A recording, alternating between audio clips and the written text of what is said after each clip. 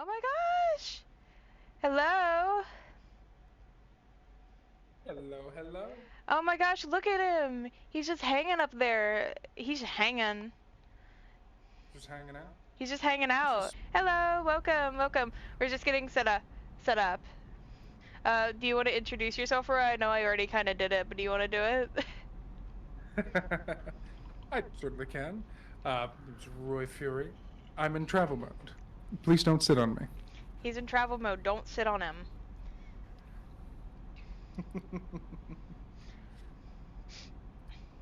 You're so small. Hello. But I'm really excited. I'm really excited that you that you agreed to come and do this with me. I got to Oh, watch a new movie. absolutely. Yeah, I got to watch a new movie. I had never seen The Thing before this. And I Uh, definitely told you all information you needed ahead of time and left nothing out. oh, absolutely. You definitely didn't forget to tell me that it was a body horror film, and I definitely didn't get surprised by the scene where the dog explodes out of nowhere. Explode's such a harsh word. He he bloomed. I hate that. He I think. he came into his best persona. I hate that, I think. Peels is so bad. I hate that too, genuinely. Peels is not good. But yeah, I got to watch The Thing for the first time and with you, but kind of as we get into it, before we get into like the meat of everything, tell me tell me about the first time that you saw The Thing. Ooh, that's a good one. So it's actually all the way back when I was in school. I had an English teacher who was my favorite teacher even before I had any of his classes, who just so also happened to be Mr. Carpenter. We spent the entire unit absolutely making sure everyone was on the same page. There was no relation, but he chooses to say that there is. But we ended up watching it kind of for a dual purpose. One, because it's a great film, Hmm. great film, and it was a great insight for us as students as into kind of the mind of John Carpenter and the places that goes. But we also kind of looked at it a bit from I guess, from the English standpoint, looking at it under I guess like the microscope of how the directorial choices, where things were implied, what was showed, the weight of certain small things in the background against much more heavier handed and obvious changes. You see that a lot in Benning's scene that we'll get to a little bit later. But it was really fun. It was one of my favorite memories because it was just so deeply unexpected to walk in, and there was never like a movie night thing, but hey, if there ever was one, why not The Thing by John Carpenter? And like the idea of showing that film at a school is crazy to me. He rules were guidelines in that classroom. Rules are a guideline. He had he had a policy where he had a playlist of music that, as the school year progressed, Hmm. the age of the music would grow too.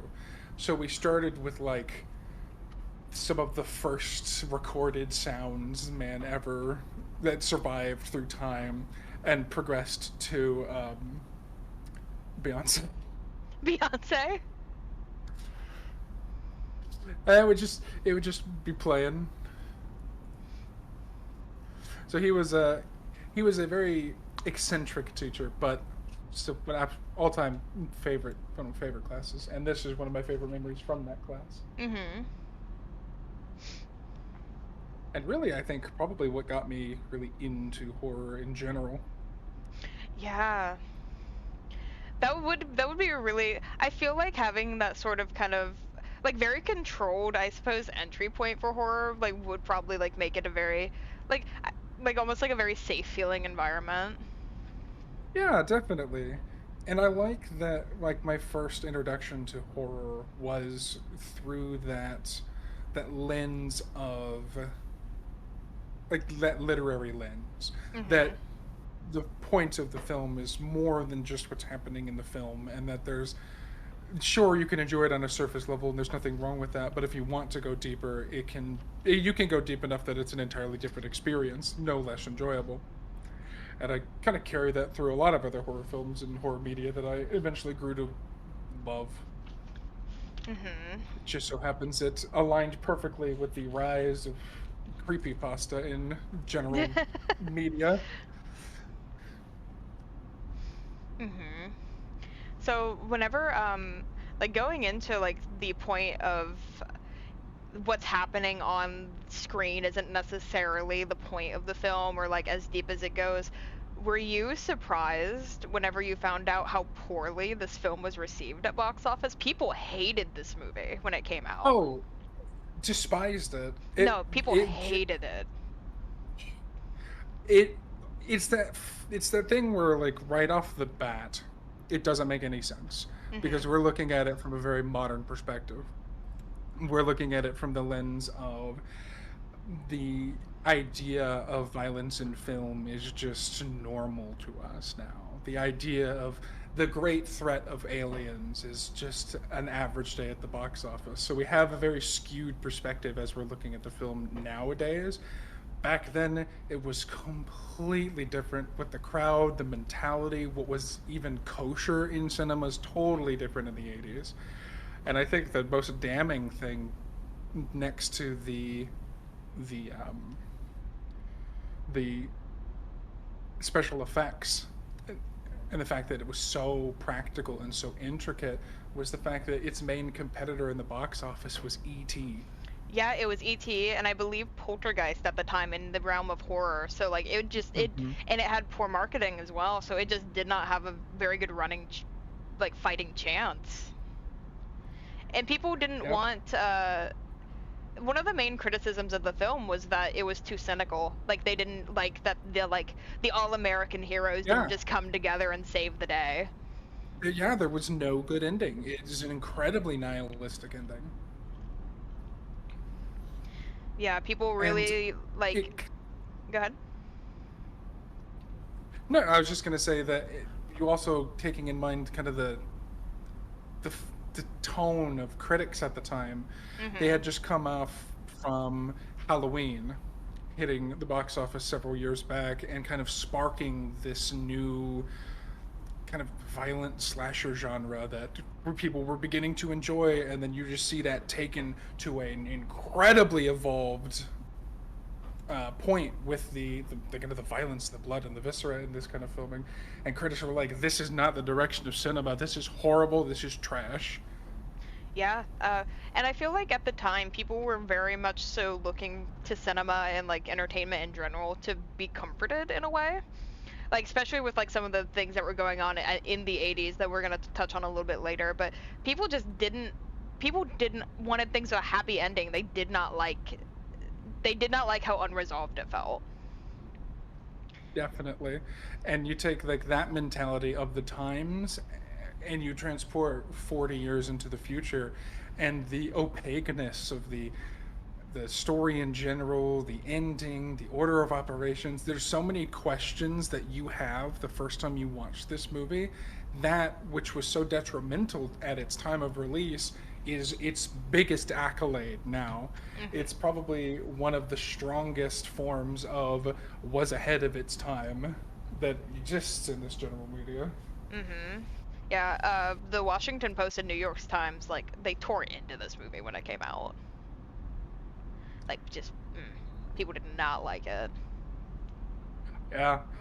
The scene where after Norris's heart attack was despised as the most disgusting, worst scene in the movie, and is now described as one of the best examples of Yeah. brilliant practical effects in cinema as a whole.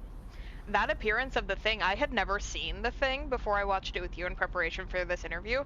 I recognized that instance of the Thing though because of how iconic it is. Like I've Mhm. seen that before. But And speaking on, oh, go ahead. Did you have something else?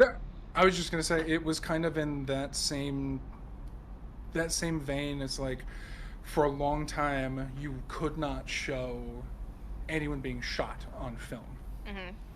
You could show a cutaway of a gun being fired and then a cut back to someone being injured, but the two in the same frame was unheard of, impossible. It was too real. People didn't want actors being actually shot, and it was very much that reaction again to that scene because it was so hard to see it not actually being the actor because the practical was just that good, Yeah.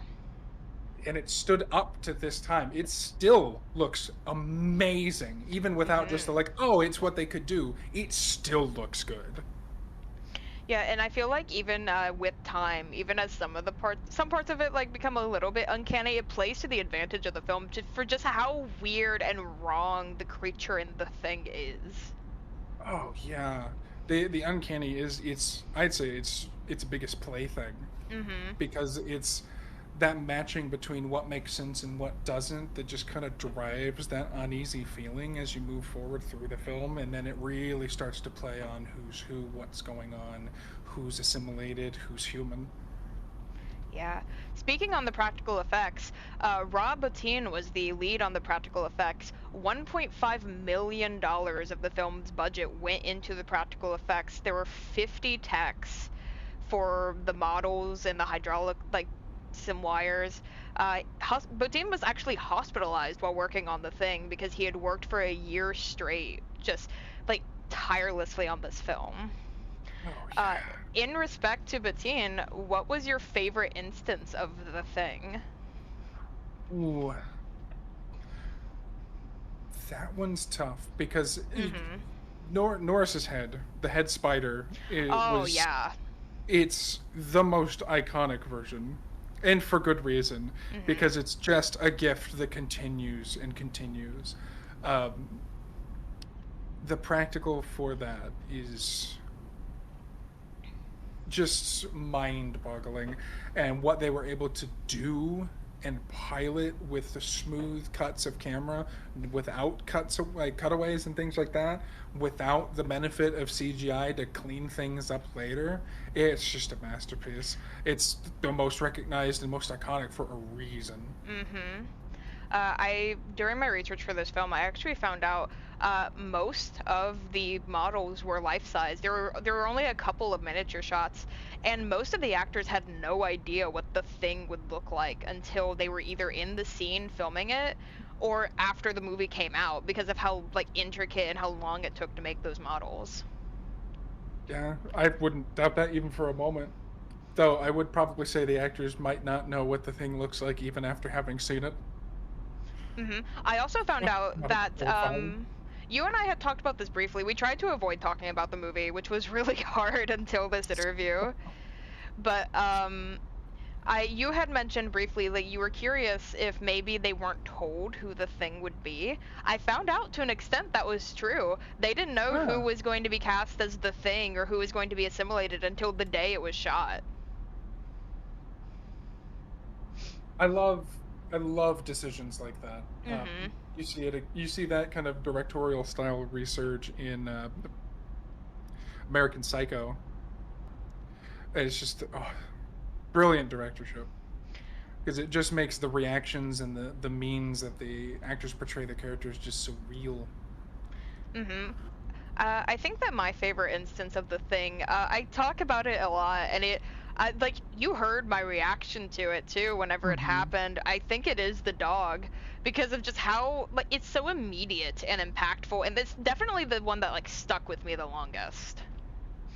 Like after the movie ended, I kept thinking about the fucking like the stupid dog. Well, and it plays right into John's evil, diabolical hands because the entire film starts with this pull that makes you really want this dog to be okay. Because I the film know, starts yeah. with them being hunted down by the Norwegians from guns to rocket launchers. They want nothing more than the destruction of this animal.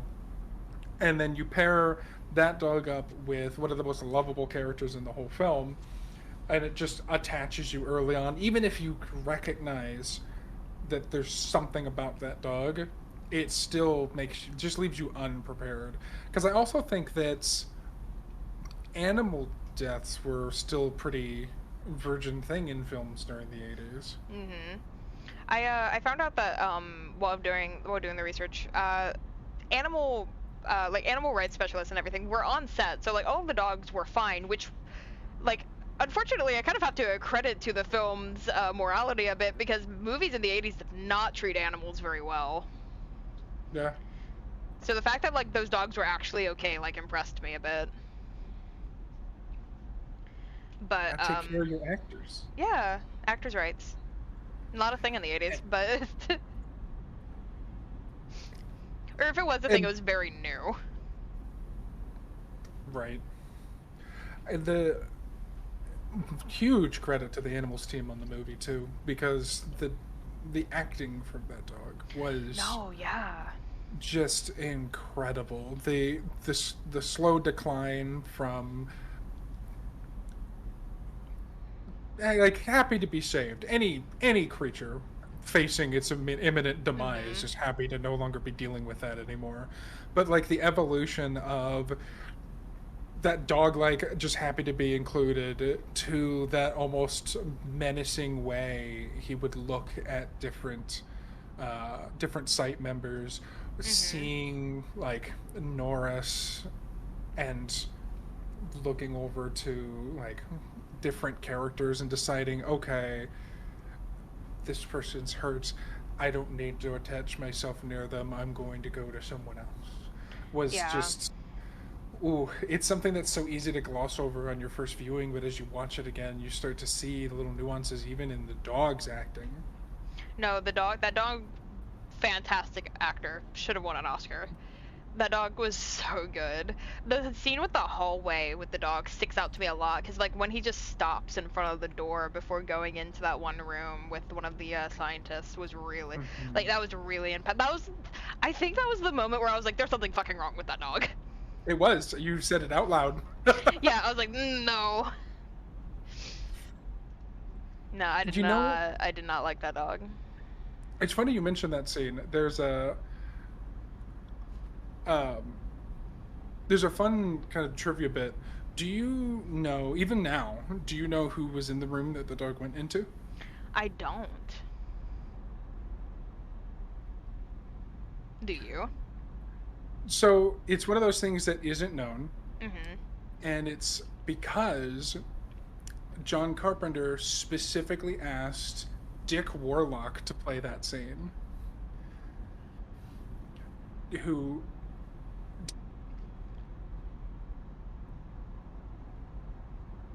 does not play any. So it was very specifically shot in a way that it was near impossible for you to definitively know this is the person that was in that room. Really? That's really cool. I like stuff like that. I like stuff like that a lot.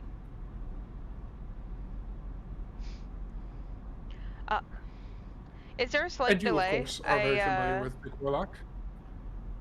Is there a slight delay? My OBS made a noise.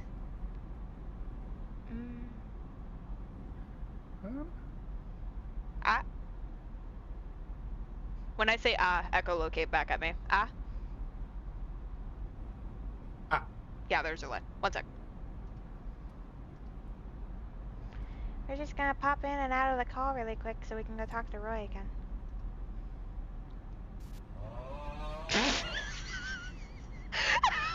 I forgot I have the soundboard on. I can't find you. Where did you go? I'm right here. Where are you? I'm here. Echolocate at me. I'm talking back. Oh. I forgot I have the soundboard on. Okay. We're good now. We're fine. No, but I love decisions like that. Like the having the actor who's not even in the fucking movie play that scene is really smart, I think. Oh, for sure. You of course are very familiar with Dick Warlock. Sure. He played Michael Myers in Halloween 2, among big, absolute icon of horror stuntsmanship. Mm-hmm. He also played one of the Norwegians. Really? I did not catch that. Well, in your defense, I'm pretty sure it's one of either the Norwegian that went down in the helicopter or the one that was hanging out Oh, there. okay.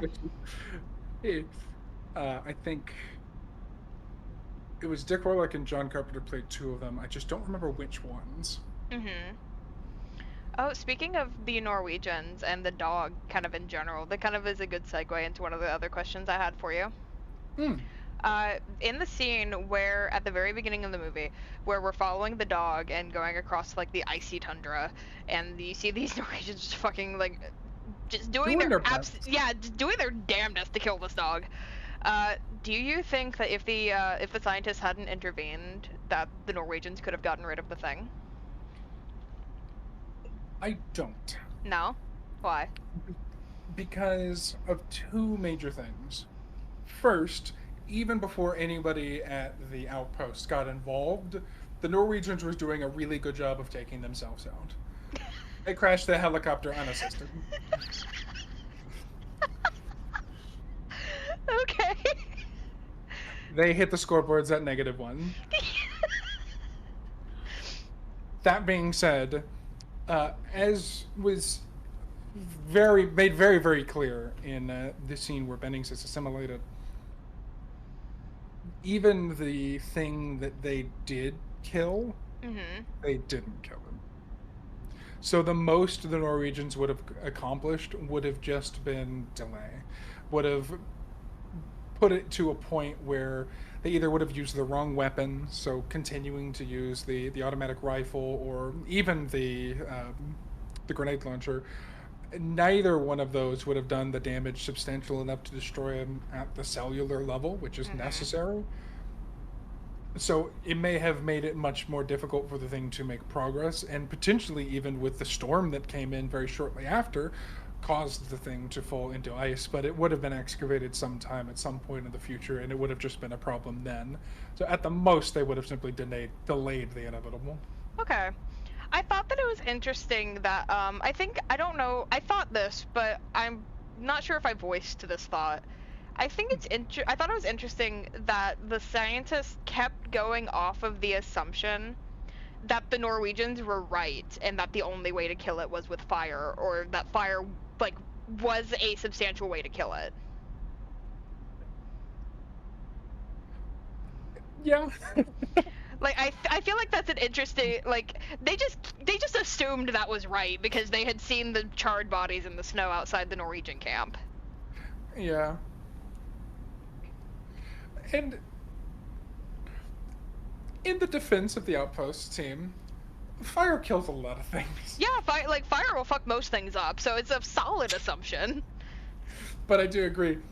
That being said, when it comes to the outpost teams of the Antarctic, country lines are very gray, and there's a lot of intermingling in both the scientific community and just the survival aspect of the Antarctic that I think they would have been just more readily interested in taking up and continuing the work that was being done as opposed to just starting from scratch again.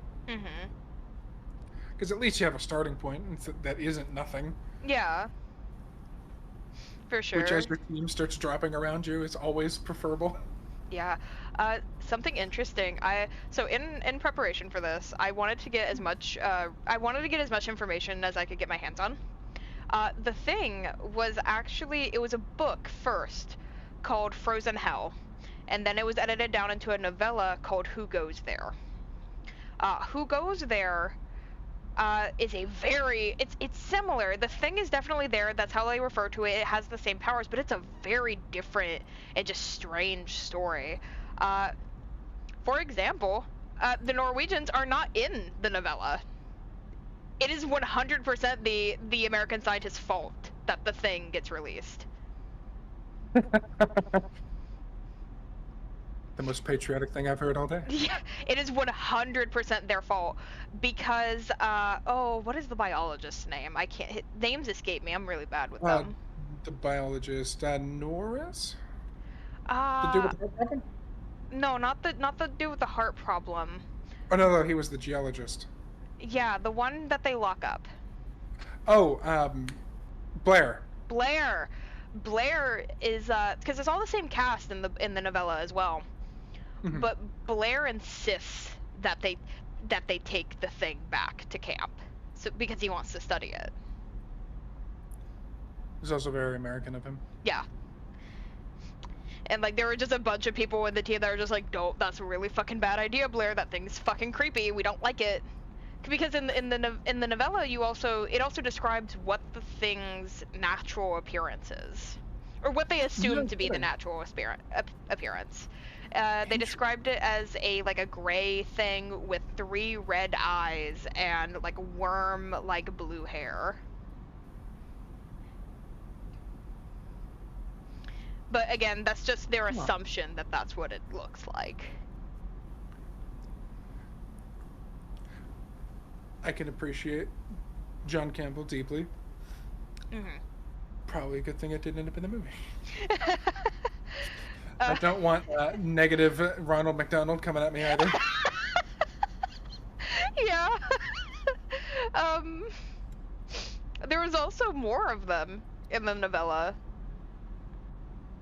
Oh, Yeah, so in the novella, when they do the excavation to get the thing, there's an entire ship, and there's like 2 or 3 more of them on the ship, but they're lost in a snowslide. oh, interesting. Because Mm-hmm. the ship is in the film still, Yes, it is. but it is abandoned. Yeah.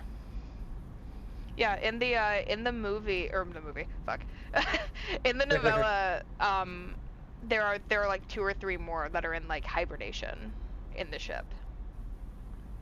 That are in like that kind of like similar like frozen like forced kind of immobility. Gotcha. I think that was probably a decision that was made because there are a lot of things that are definitely really entertaining to read Mhm. that are less entertaining to watch. For sure, yeah. I think that they made a good decision making the decisions they did about how to interpret it. Even if the thing is the 1982 film is technically a remake.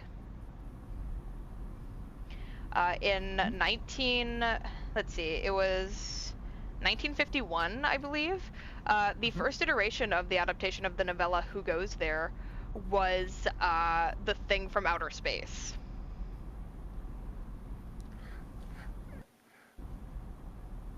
Was it from outer space or was it from another world? It might have been from another world. The Thing from Another World, I think is right. The only reason I say that is that was part of our unit with the great Mr. Carpenter's class was to Oh, compare okay. and contrast the two. Okay, yeah. Then that's probably right. Then I think I had seen something accredited to The Thing from Outer Space incorrectly. It's also definitely a thing that could pretty easily go back and forth. They're practically the Yeah. same. But that film was also accredited for having some really impressive special effects because they light a man on fire in that film. That's right. That's one of the very first full body Mhm. inflammations, isn't it? Yeah, one of the very first full body fire special effects scenes is like they just light that fucker on fire. And it's so impressive because of the cameras that were available in the 50s to Mhm. catch to deal with that contrast. And there was nothing. There was no other light. No. All the lighting came from La Flambe, No, for sure it did. and I think one of the actors got pretty injured. Did they? I hadn't gone that far into it. Or it was because they got trapped under a piece of prop table that also immolated. Oh, really? They weren't Oh, seriously harmed in wait. any way, I think I but saw like the beginnings of that. yeah, they cut away very quickly.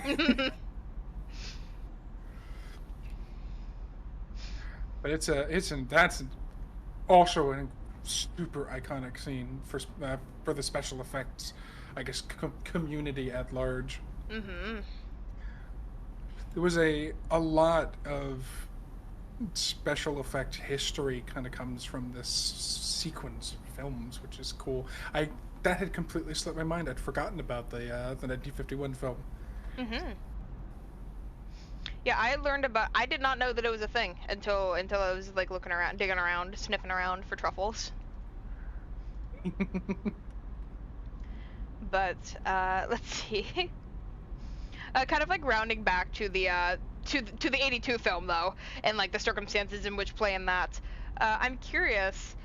A lot of critics a lot of critics of this film didn't like how the like all American scientists didn't just come together in the camaraderie and get rid of the fucking thing.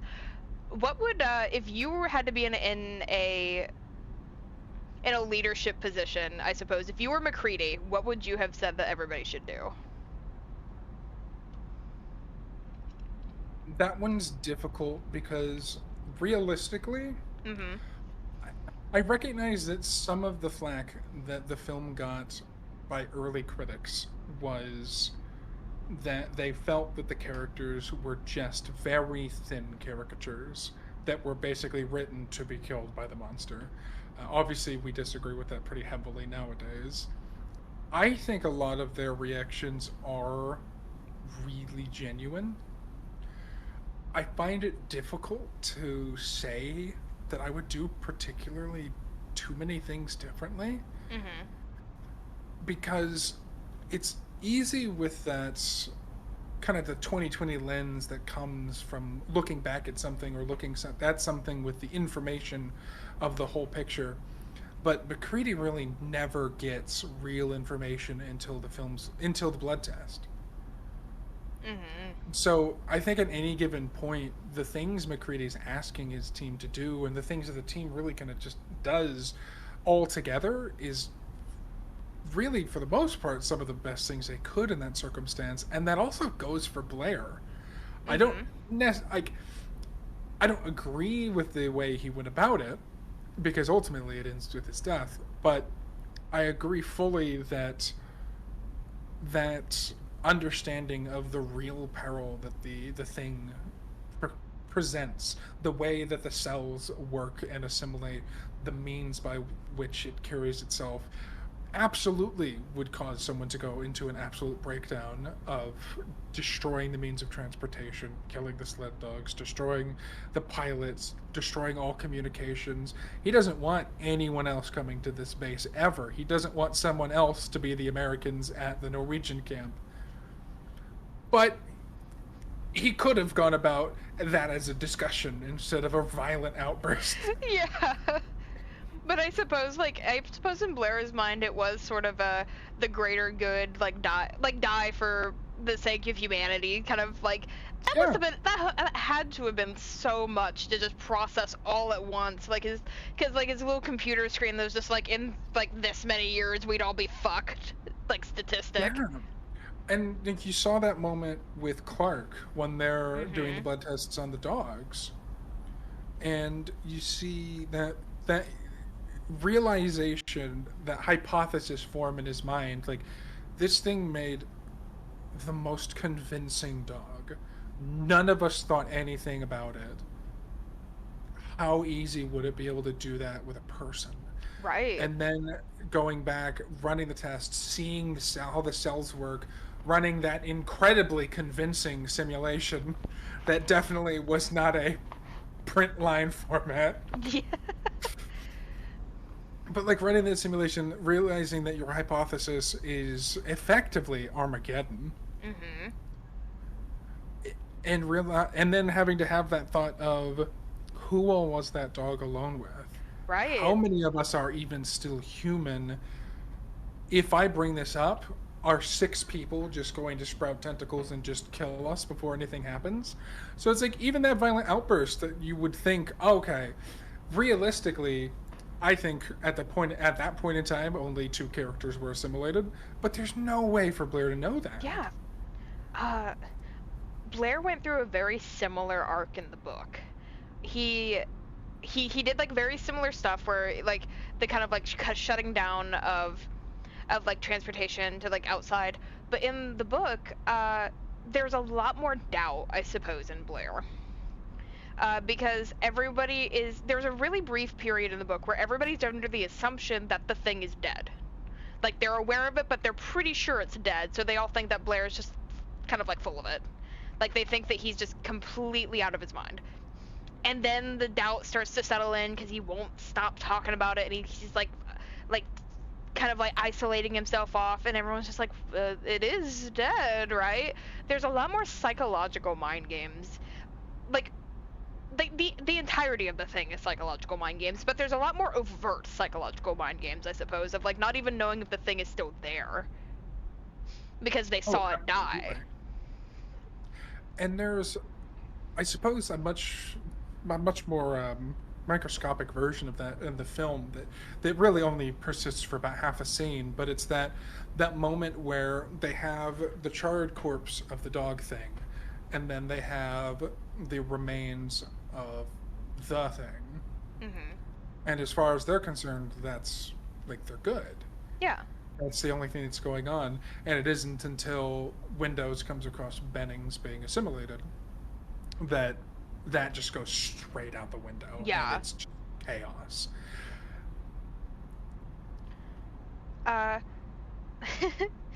Though, like, it was a much longer kind of drawn out process, that, like, uncertainty and, like, kind of, like, side-eyeing each other. There were also a lot more scientists in the book. There were, like, 30 men at that camp in the book.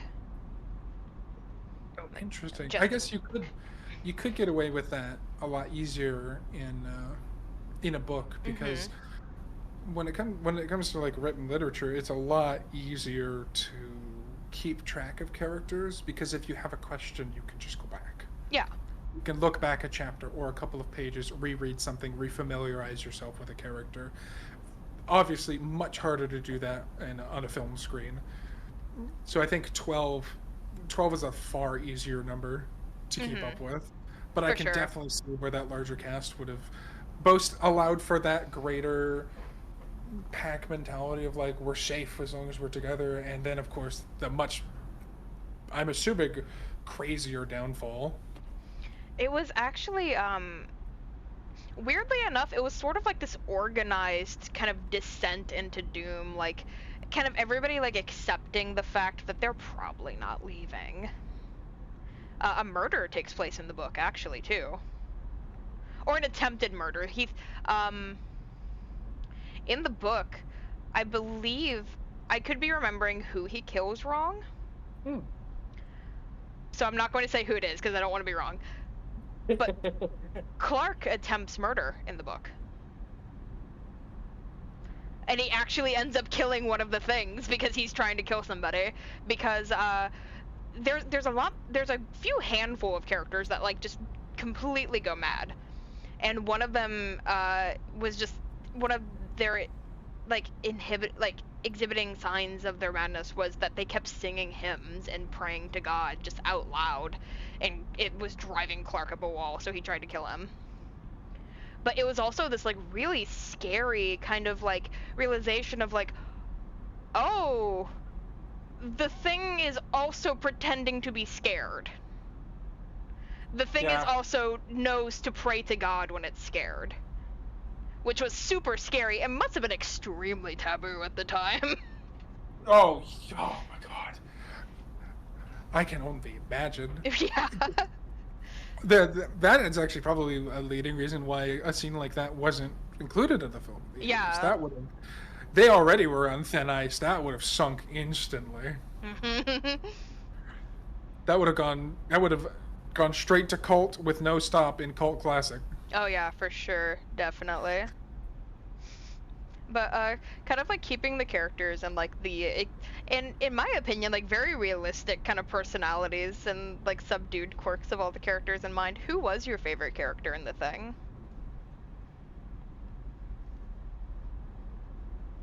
I'm really torn.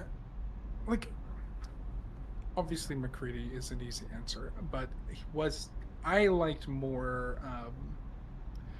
It's a really tough toss-up between Nulls and Windows. Because I think, barring a couple of choices that did ultimately end up in their deaths, the two of them, for the most part, were very level-headed, realistic, and pretty open to conversation Mhm. without a lot of impulse-driven decision making. Like when the blood bags are sabotaged and the finger ultimately falls on Windows, he figures out that it's going to come to him just a little bit before everybody else really solidifies the idea, and he gets the fuck out of there Yeah. because, like, you recognize just the way human minds work is very quickly descending to mob mentality, and being in that room with no leverage of power meant he would have really no way of realistically defending himself. Mhm. So putting himself out of this, breaking the concentration before anybody really hard lines, it's definitely Windows, getting a gun in his hand and causing that standoff between him and Gary Mhm. was, but not ever committing to it. Very quickly after doing so and really breaking that dangerous line of thought, he set the gun down, put his hands up. And then from there, Gary did the same.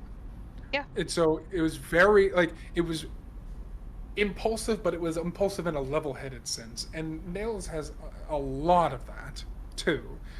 That even though the scene a little bit later in the film where um, McCready and Knowles, of course, they do the blood test together, and then when they all go out to check Blair, and ultimately the two of them go to check McCready's hut because Mhm. he hasn't been there in over 24 hours, but the light's on.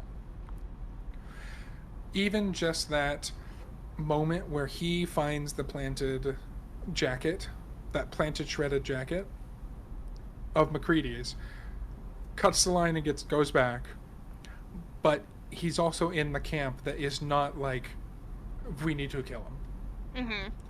That's led entirely by Palmer, Yeah. which is a whole different thing that's interesting. But like, he's very consistently very level-headed. Mhm. But ultimately, of course, Windows' bad decision was he was completely frozen in terror when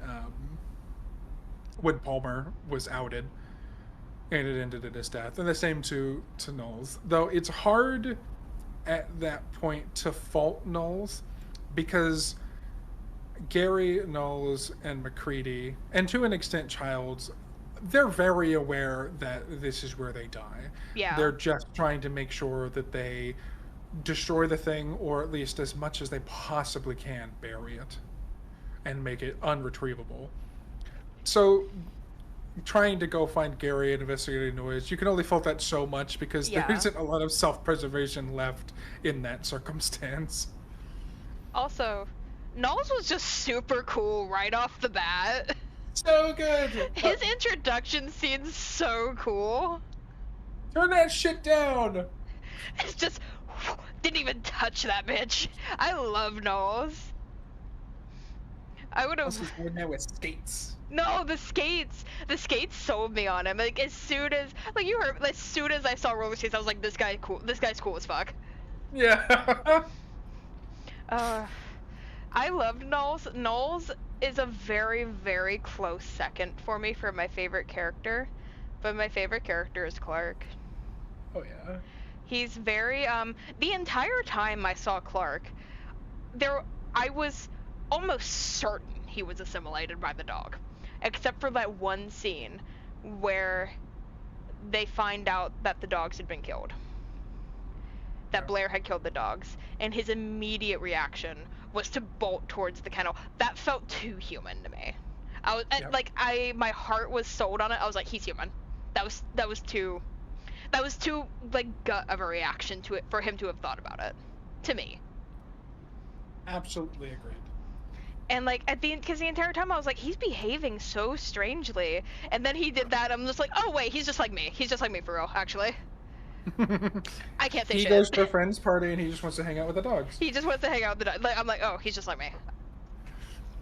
Me and Clark shaking hands. Doesn't want to be in the social interaction. uh, But I also, from a character aspect, I really like that again, this is an instance of what they hated now is an accolade, or what they hated then is now kind of an accolade and a force of positivity. Mhm. But the way they wrote the characters to be so perfect for their job, like Clark as the dog handler, Blair as the biologist, Knowles as the geologist, their knowledge and passion was so evident in all of their standout scenes. It's just great writing, and it makes them feel more real and not just stick figures put in a station and given titles. Mhm. Like it's that unspoken storytelling that's so hard to pull off, but does so much because you seeing how Blair handles the data and seeing how Knowles keeps up with the station and deals with things, and Child's very aggression forward stancing in most interactions, especially with McCready. Like you can see so quietly all the things that make up that character's backstory and skill Mhm. set well before it's ever called upon or shown on the film.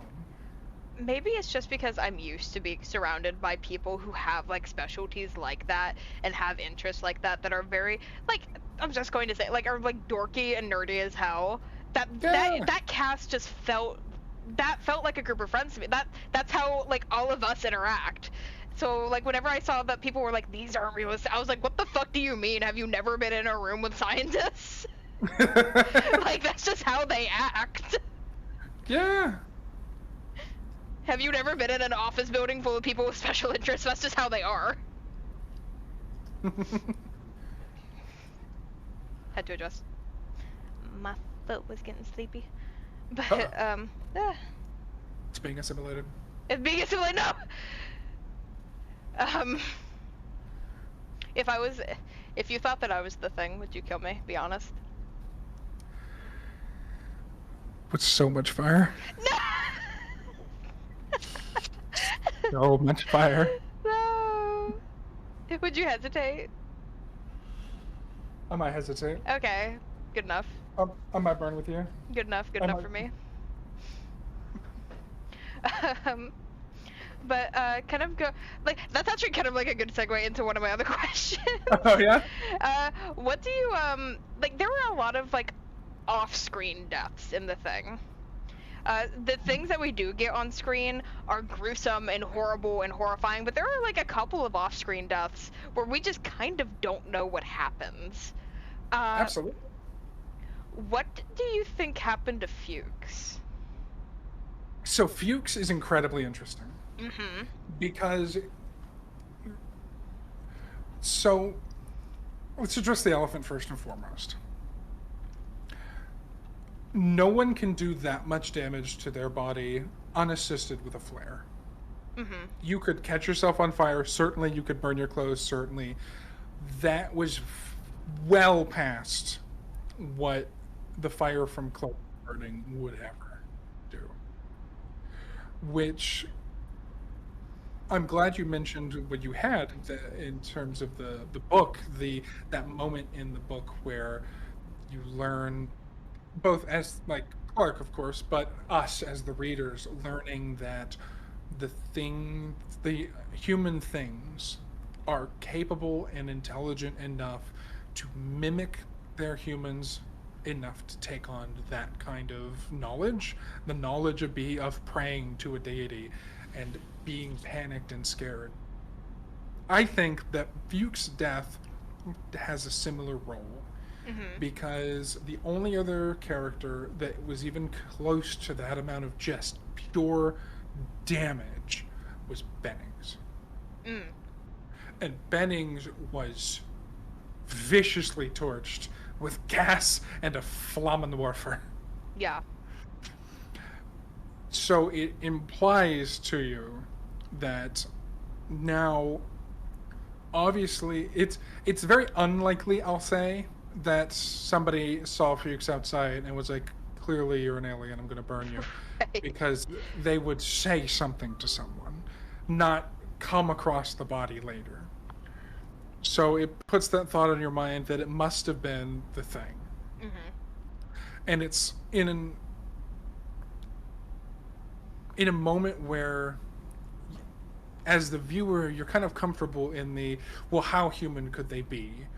But if they can mimic humanity enough to operate something like that, then even like the blood test starts to get really tense. Mm-hmm. And it's why MacReady didn't allow anyone to use the flamethrower until they were proven safe by the test. Windows and then Knowles. Right, right. Because he also came to that same conclusion that there's no way Fuchs did this to himself. Mm-hmm. Okay. Yeah, that's not, a lot of the consensus, is that, Fuchs took his own life. That's what I've seen a lot when I was looking at other things. I kind of agree with that, with, like, your sentiment way more, especially after looking through the novella. And you also have to take into consideration what happens, like, almost immediately after. Mm-hmm. Because MacReady is taking more and more leadership of the station.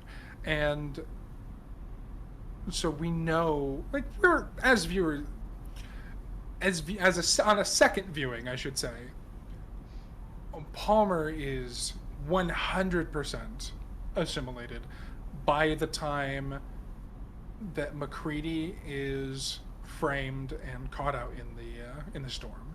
Mm-hmm. And that's made even more obvious when Knowles gets back, shows the thing, and immediately Palmer's like, we have to kill him. We have to get him now. Get him in here and we'll blow him away. And even Childs is just like, why are you so hell-bent on killing him? And Childs didn't even fucking like him.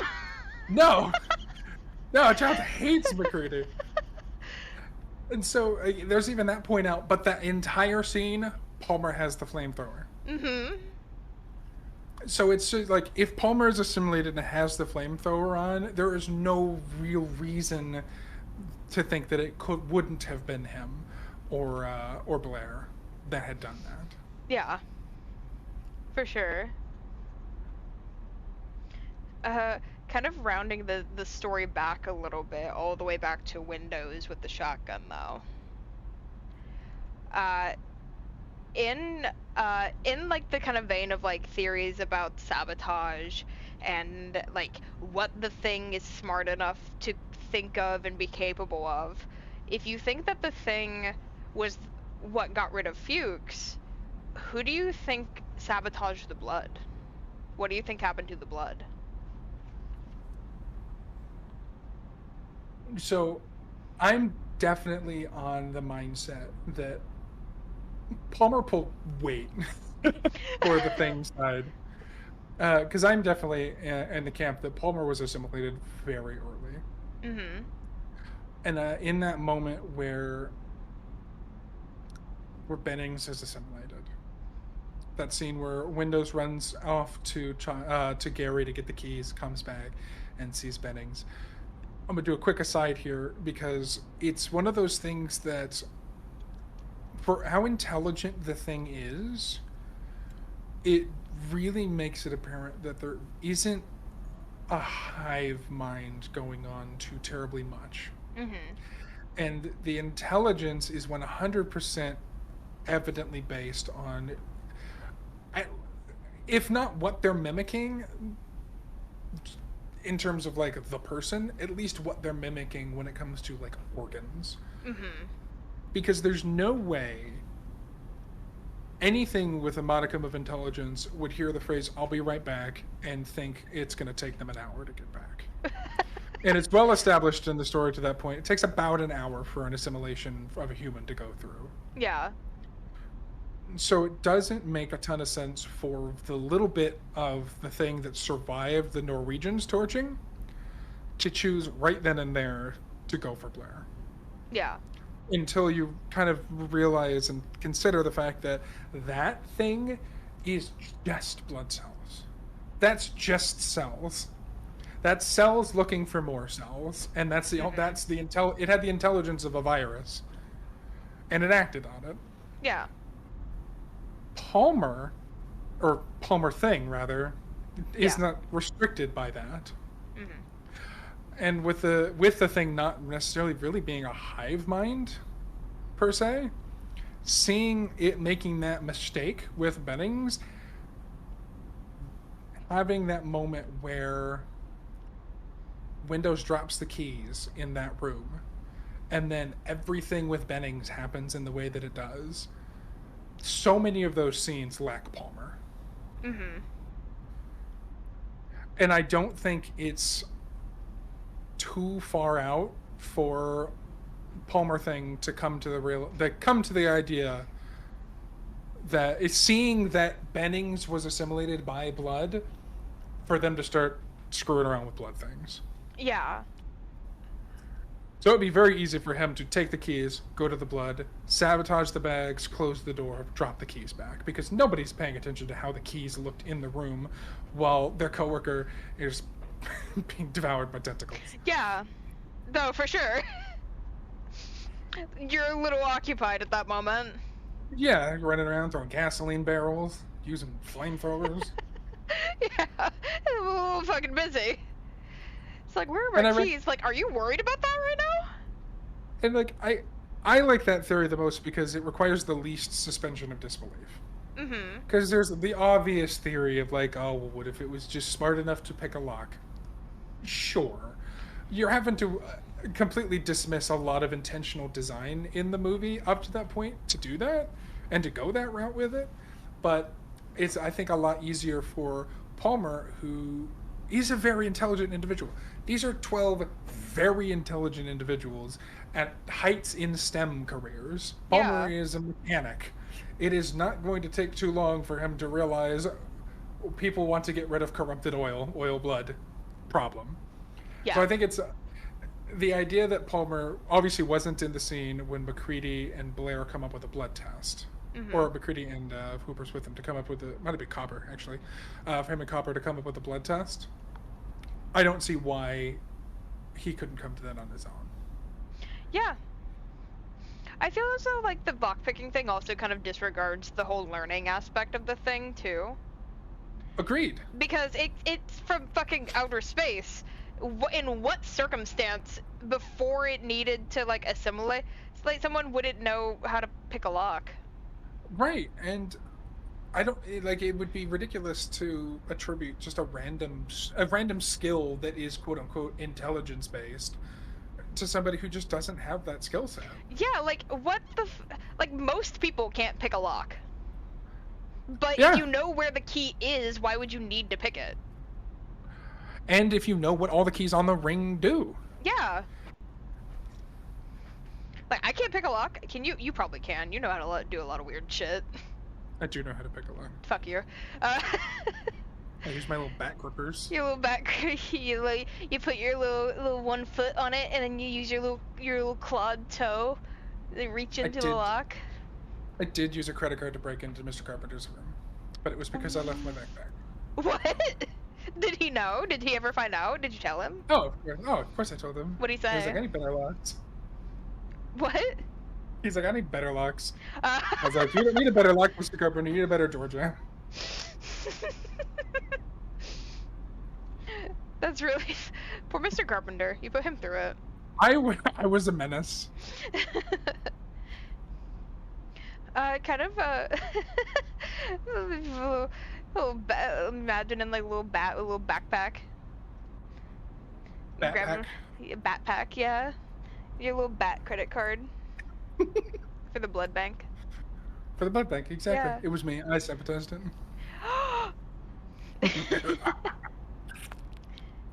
Ew! The one thing I've seen a few times is a lot of people just chalk it up as a continuity error because you can only control so much with fluids, and sometimes you choose cinematic impact over continuity. Mm-hmm. A lot of people, I think, give too much weight to the way that scene opens, because the opening of that scene is Copper opening the door and the blood just pouring out. Yeah. Obviously, if that had been done earlier, that would have been on the floor, and it's not like it's going to dry in 10 minutes or 15 minutes or whatever. Yeah, it also would or be even fucking 30 minutes gross because blood coagulates. Exactly, and so it wouldn't have been so clearly, instantly identifiable as blood. And it looks way creepier to just see the door open and the blood flow out. Oh yeah, for sure. So I think that was more a cinematic decision in lieu of continuity, or in disregard to continuity, and not this happened a couple of minutes ago. Yeah. I would say so. Kind of like in like the train of conversation of thinking like the thing and kind of like working around, if you were the thing, if you were excavated from the ice by a bunch of stupid fucking humans and melted out slowly and brought to this kind of this nifty little American campsite with all these scientists, who would you have assimilated first in your kind of in your goal to assimilate the planet? Okay. So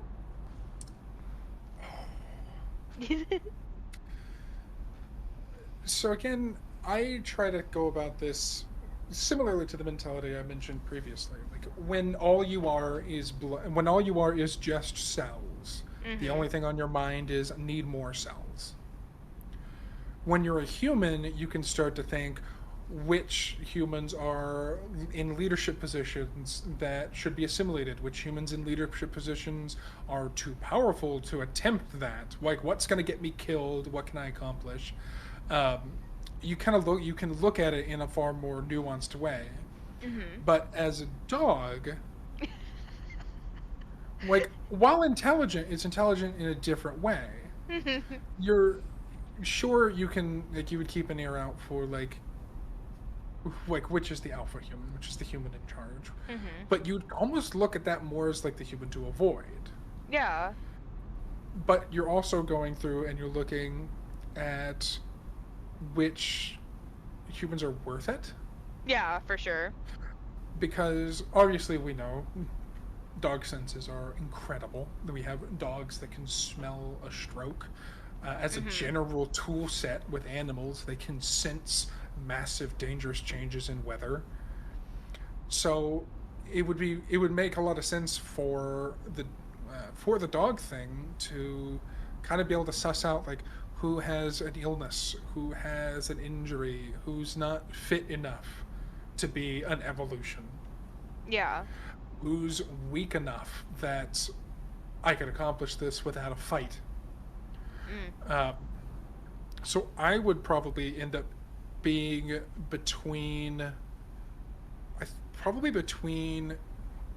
Clark, Norris,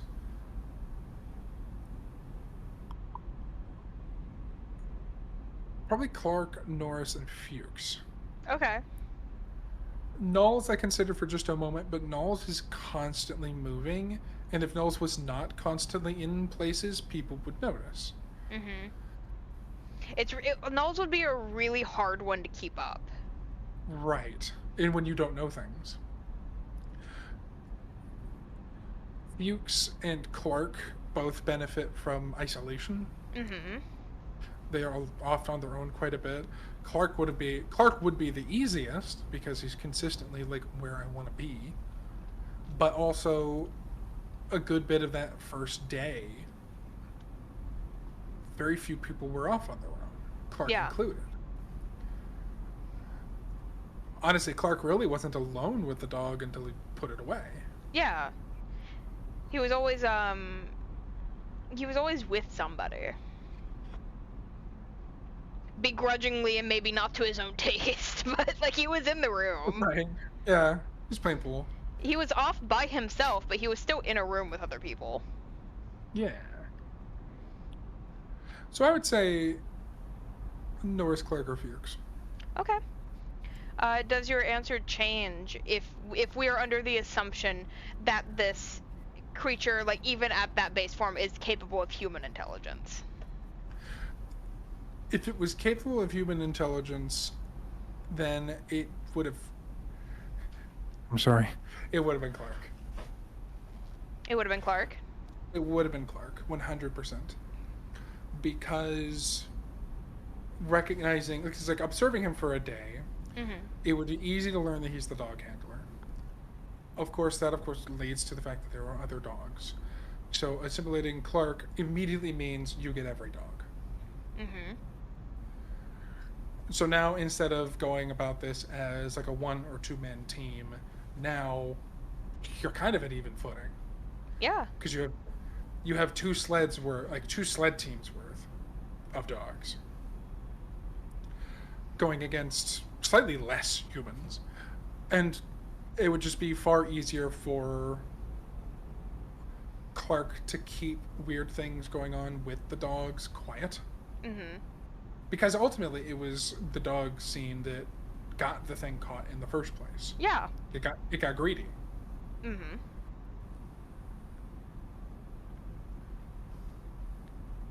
Yeah, it was in this pen of like other like animals as it was at the time. Yeah, Started because at freaking that everybody the fuck point out. They were like, "Chill out, man." the dog did bit open the fence, which was incredible. Oh my god, that scene stuck with me too because I remember seeing that and I was like, is it biting through? Like that was like the animal actors in this film, man, were That so was good. it was such a show of just real animalistic flight. Yeah. Like the body doesn't matter as long as it survives. Mhm. You you can you can heal injuries, you can't heal death. Right. But having Clark on my side, recognizing that humans have sleep cycles, if I can get Clark and because of that get all the dogs, then it's just open the doors, let a dog in everybody's room at night, and you have the whole station. Yeah. Stealth is the best weapon, as so often it is. At first, whenever I was considering this question for myself, I almost considered Windows, just for the sake of like he has like the big range of communication to the outside world. That's a good point. Yeah, in Mhm. the frame of like human intelligence, recognizing that an isolated group like this should have communications to somewhere else. That's a Yeah, really good point. and finding out that like Windows is the one that they trust to carry out that communication. Often alone in the communications room. Yeah. Like it would probably be fairly because if you got Windows and then you got someone like McCready or one of like McCready or Child or like one of like the bigger guys or Yeah. even Clark in that case because Clark was a pretty big dude too.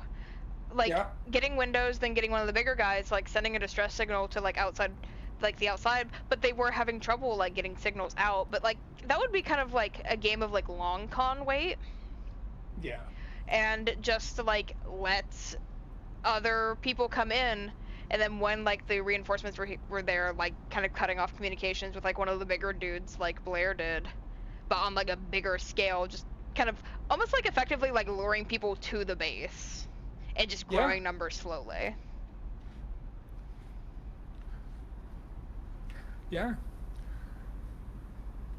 Or even cutting your losses with a sample size this small and using the communications as a means of either getting one of the few you assimilated during the storm onto that transportation method, or just assimilating one of the transportation specialists that come. It's a Yeah. If your main goal is the biggest goal, then that's a really solid choice. Yeah. My main goal is to blow up Ha. and then act like I am everybody. Act like I am everybody. So, we're down to the kind of like longer form question. We've been going for like an hour, almost and a half now, but now we're at the long form questions. Only now? Got it. Only, Let's go. only now. Uh, this is a big question, and it's one that you have answered before because you told me about it. But I want to know, in what order do you think that the scientists were assimilated? Okay. This is a list that I have changed multiple times. So I'll just give you the current version. Okay. So I think that the very first scientist that the dog thing assimilated was Norse. Okay. And it's actually something that changed when we watched it, because the shadow has a lifted collar that is pretty iconic for Norris, and like Norris and Palmer I think had one as well. Trying to remember. But again, it's the shadow is literally played by someone who doesn't exist. So, thanks, Dick. So there's obviously no way of being 100% certain, but I think it was Norris at that point. Okay.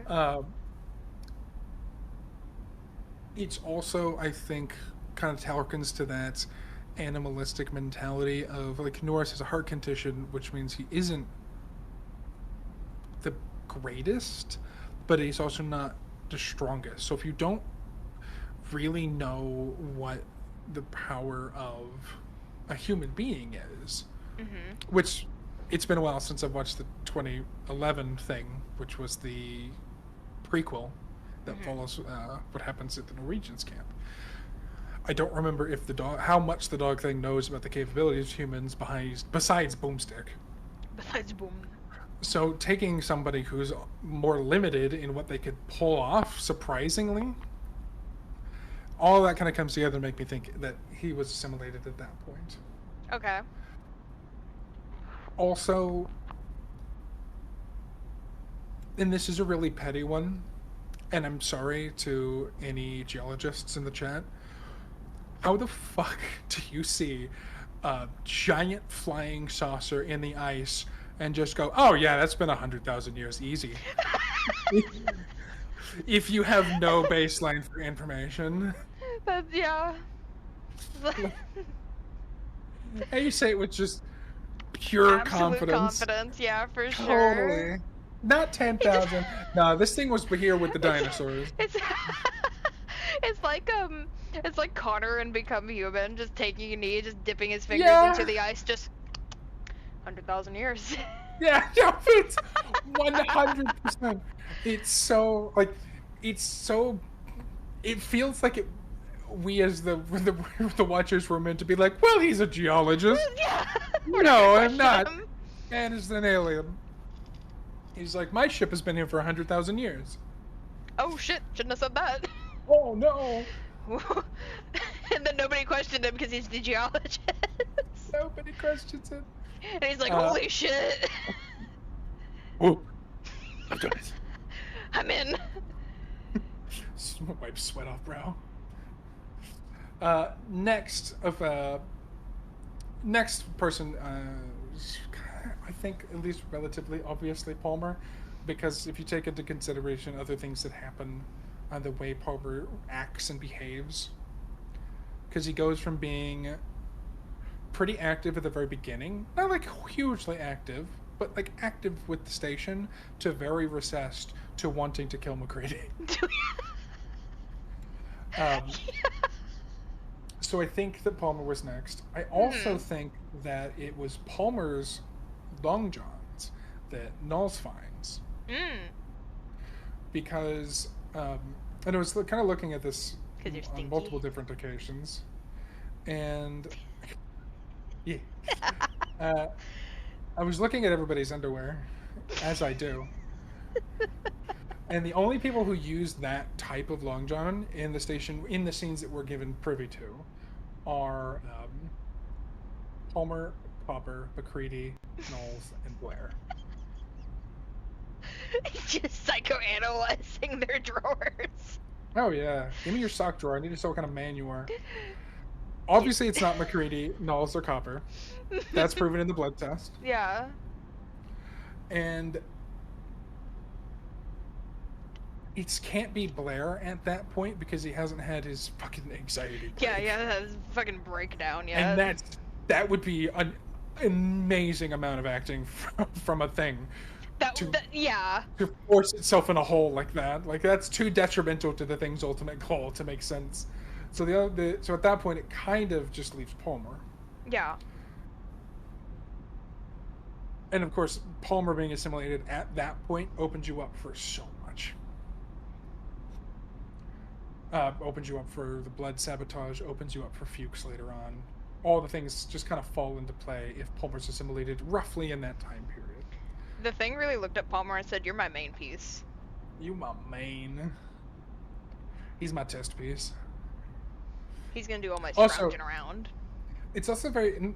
Side note, sorry, tangents. I'm the king of tangents. Mm-hmm. The Thing's assimilation is kind of hysterically accurate. Because if you're assimilating, why didn't it just fix his shitty heart? It's just like, that's how it should be, pat, pat. But that's also why I think Norris was first, is because it didn't have a baseline for what it should be. Yeah. It was just like, it just assimilated him, and he's just like, Jesus Christ, these things are so inefficient. Then he got someone else who's just like, holy shit. Oh, you my new main. Yeah, he thought that Palmer was like the upgraded version. He just thought all humans were shitty and Palmer was the exception. It reminds me of that bit where it's the devil takes your body and comes back like 50 minutes later, like everything hurts and I'm sad all the time. Take it back. Get rid of it. So, the Thing wasn't too torn up about losing that one, I don't think. No, not at all. So Norris, and then upgraded to Palmer. Mm-hmm. And then of course the next person is Bennings. It has to be Bennings. We watch it happen. Yeah. Then of course Blair has his meltdown, gets locked in the shack. Yeah, the shed. I think it's at some point in the shed, of course, and it's between. It's not when MacReady goes to check on Blair first. Mm-hmm. And it's a very small thing is the reason why I don't think he's assimilated yet. And it's because Blair was not part of the conversation where Fuchs comes to realization that it only takes a cell. Ah. And if it only takes a cell, all it would take is Palmer scratching some dead skin into your soup. So then it becomes, do not eat food given or drinks given to you by anybody. Do not eat anything that's had its freshness seal broken. Yeah. Cans and sealed bottles only. Evaporated milk, no pasta. No pasta. But when MacReady goes to check on Blair, he's eating food out of a sealed can. Mm-hmm. So, and there's no way... Like, that's one of the things I don't foresee the Thing thinking about baking. But it's something a scientist, a biologist, Blair, who's already run the calculations, knows that all it takes is a cell to kill the entire human race in like 40 days. It's something he would realize. So I think he's still human at that point. And it's after that point he becomes assimilated. Mm-hmm. Then we have everything. It's during that time that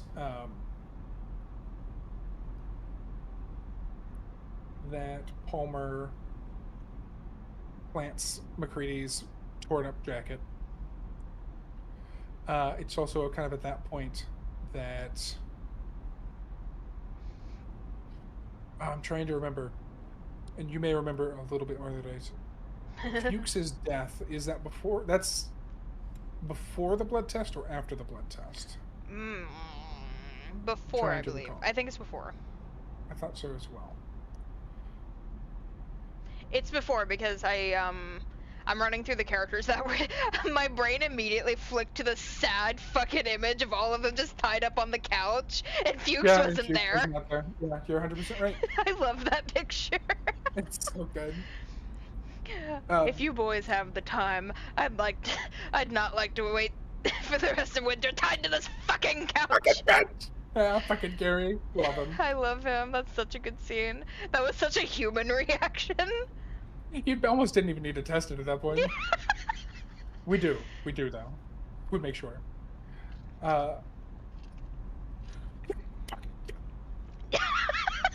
Your mic censored your anger.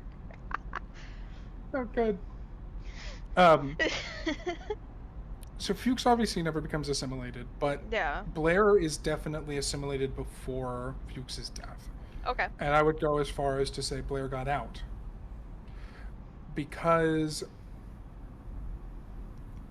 I think it's Blair thing that cuts the power and passes by Fuchs's room.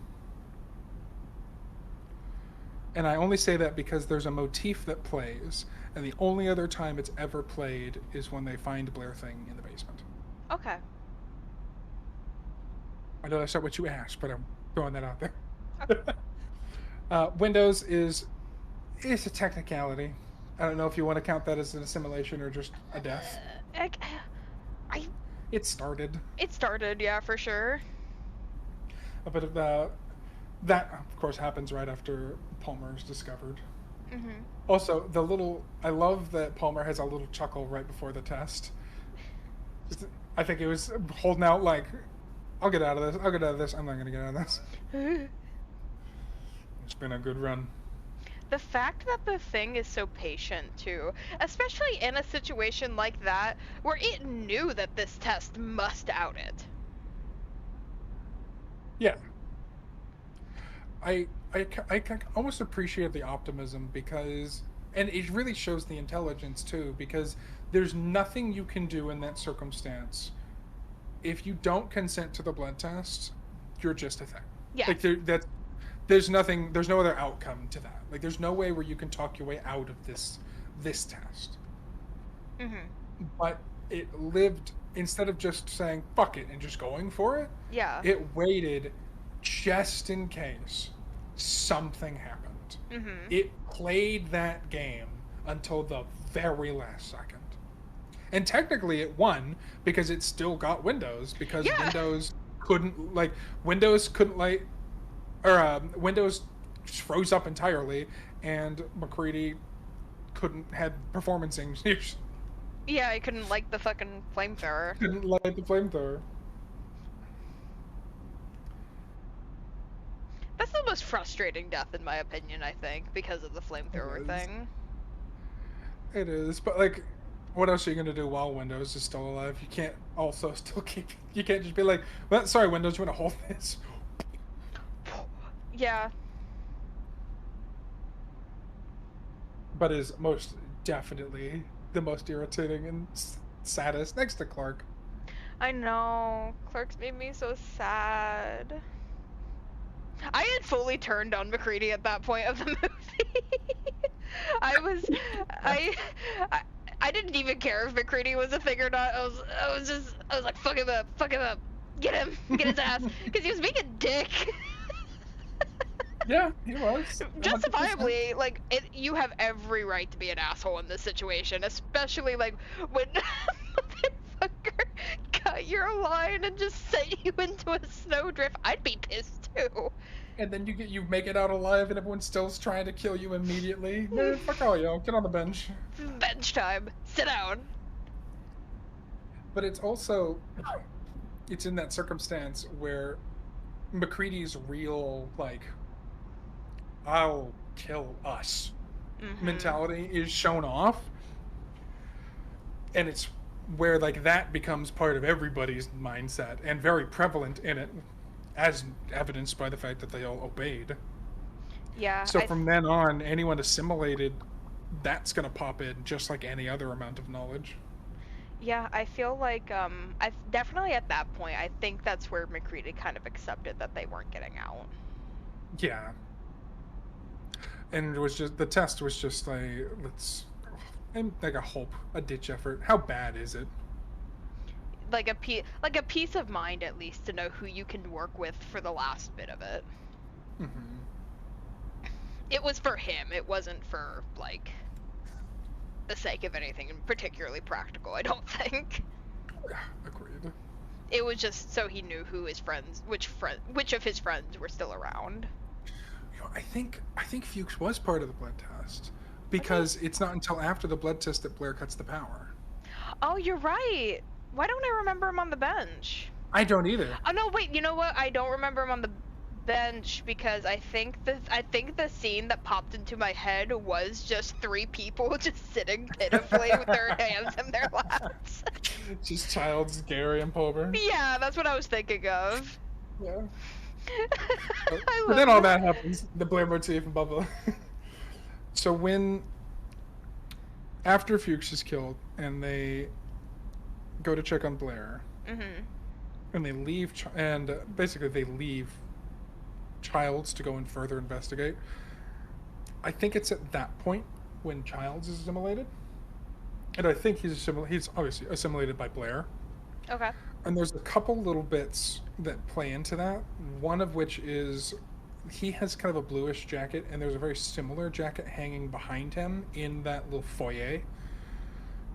And you see in that scene where you look back and you see somebody leaving with that jacket, but when later after the generator room, when MacReady passes through, in that little area you don't see that second jacket's gone. Mhm.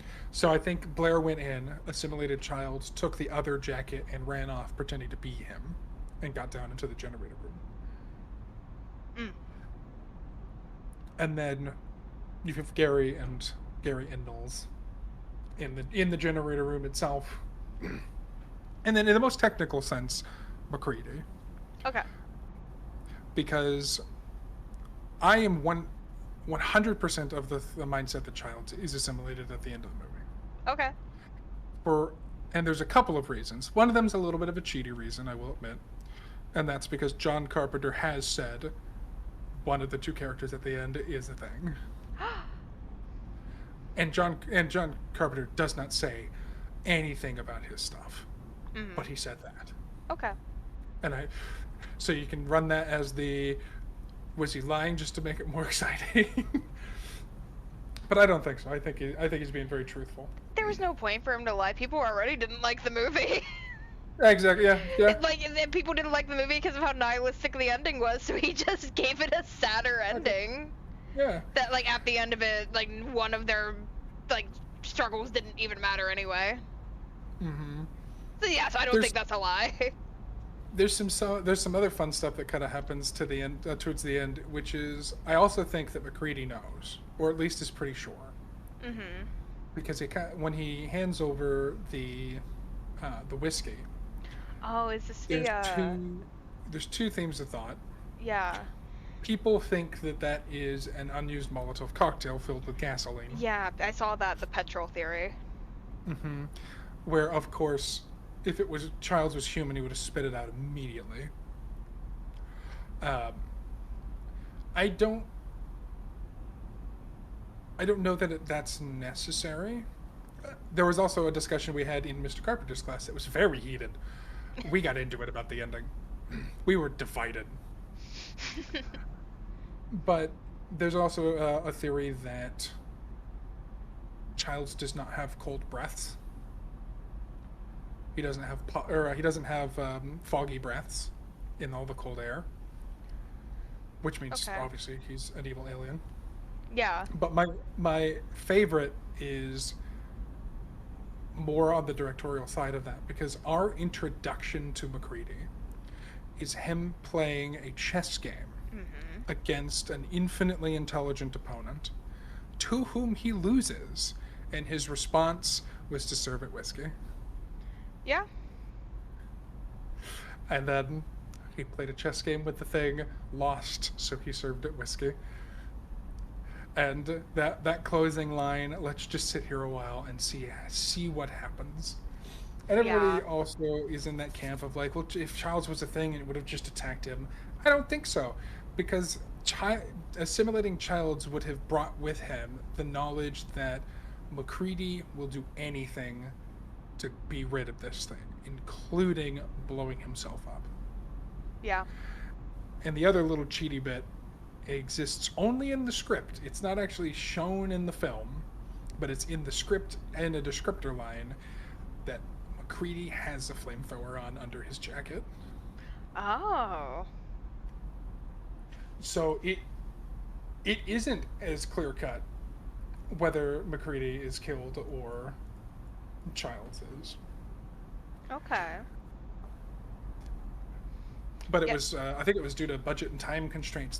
They just had to kind of go with the ending they got on the last day of shooting, kind of thing. Yeah, that's fair. But Yeah, but I I didn't know like the way they that. did. I was initially kind of in the camp of like I didn't think that either of them were the thing, but like with that information in mind, Childs does make sense. And McCready, like, if like, considering how long it takes to assimilate too, like, McCready would 1000% in a heartbeat, like, blow himself up. Yeah. The moment it got his little tentacles into his, it would have. Yeah. One of like the acting quips that I found out about this film is like they never like made the point to address it about McCready, but McCready is supposed to be a veteran. Like he was supposed to be acted as if his character was a veteran. But they never like specifically went out of their way to state it. It was just one of the things that they were meant to keep in mind while acting. Yeah, I think the torn up jacket, I think, was a military jacket, and I think somebody, it might have been a conversation with either Bennings and Windows or Bennings and Palmer, but when he flew the helicopter out, they also made some kind of comment that was vaguely related to that, but nothing that was outright. Yeah.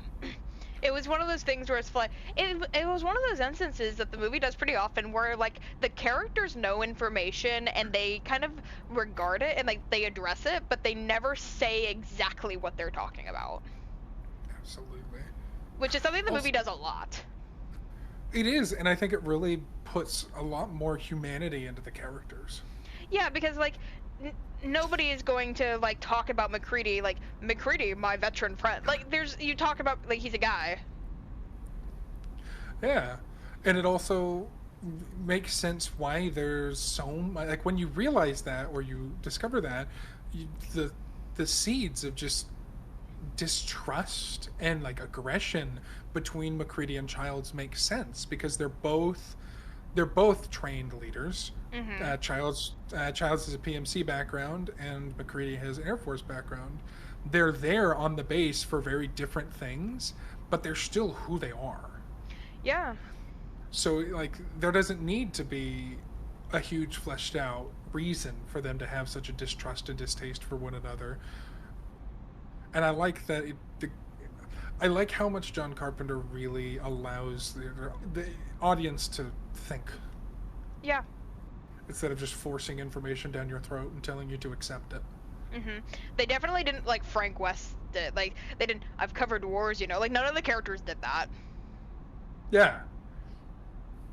I appreciated that a lot. Because I feel like that kind of writing, like it can work depending on what you're doing, but I feel like that kind of dialogue works better written than it does acted out. Agreed. Which is why like video games and stuff do it a lot. Because it's like, but because a lot of the time in video games, like you're very like involved in like doing what you're doing and like the actions that you're taking. So like information like that, it can be hard to digest. But if you're just watching like a movie or something, it can be very almost like jolting a little bit to hear someone refer to themselves as exactly who they are and where they're from. Yeah, agreed. Because people just don't talk like that.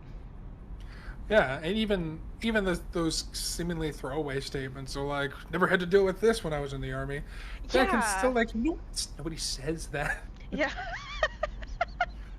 Like that's not the kind of back in my day that we actively say in conversation. Yeah, it's like whenever people say like back in like those types of nobody talks like that naturally. They're purposely saying that to like use a like a phrase or like Yeah. people just don't talk like that naturally. Absolutely. And like, so you have like McCready's jacket, and then like the fact that he flies the helicopter, and the fact that he recognizes that what Blair has done is unfixable. Yeah. Yeah, I love that characterization through action. like Knowles' role is never said, and nobody treats him as anything other than just a dude. Yeah. So how would you know what he does except there a scene where he's in the kitchen and a scene where he gets mad at people about their laundry? And it's not out of So place in the good. way he does it because it's exactly like if we lived together, I would have been like, "Put your goddamn whites in the same pile unless you want your black ass shorts to be white. I'm bleaching them." No, exactly. That's just it was a very natural way for you to find out what Knowles does. For him to just be Yeah. pissed at a bunch of dudes like, can you stop leaving your shit all over my kitchen? It's exactly Don't how you would blow talk to me if I did that shit. You'd throw them at me too. Oh, it's great. No, I know the acting was like shit on a lot during like the initial like Mm-hmm. release of this movie. I feel like it's so realistic though. To me it feels very realistic.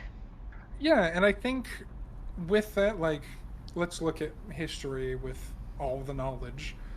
I think it makes sense that it was shit on because you did have all of these larger than life characters. Like, Mhm. cinema, especially in the 80s, wasn't like nobody wanted super realistic stuff unless it was like, specifically like a slice of life or a rom com. And Like even the other, then, and even then, absolutely, you have such ridiculous, unrealistic scenarios playing out, or you have mhm. children with flying bikes, Yeah. and unkillable demons, and nothing was just a bunch of dudes. No, not really, no. So, in compared to basically the equivalent of animation acting, where you throw your whole body into every word you say, short of that, yeah, I suppose it would feel bland and shallow. Yeah, it was a very big departure from what I feel like must have been like very derivative from like stage play acting where you just just fucking throw your weight around on camera. Yeah, No, but I really absolutely. liked it. And I'd say this a lot when it comes about this movie. It was just ahead of its time. It Mhm. was given to an audience that wasn't ready for that kind of film. Yeah, I completely agree. Um, I do have one last question for you. And What you got? this is a pretty in-depth question. It's going to go into it's going to go into some film theory. I'm going to give a little bit of like I'm going to give a little bit of a history lesson as kind of a like a contextualizer for this question. I'm gonna cozy up. I'm gonna wrap my wings a little tighter. uh, so in the in the 80s, there was a paper written called the Introduction to the American Horror Film. It was written by Robin Wood. This paper kind of legitimized horror as a genre that was worth analyzing. Genre films, typically, like pretty much any American genre film, was not necessarily regarded as worth as cinema, as like good movies. They were kind of considered like guilty pleasure movies. And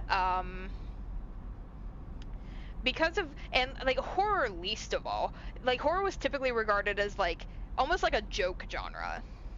But Robin Wood was very dedicated to taking horror seriously and analyzing it, and he wrote this paper, and it is the basis on which most horror film theory references, either like to align with the theory that he stated or to dispute it, but like most papers use this as a baseline.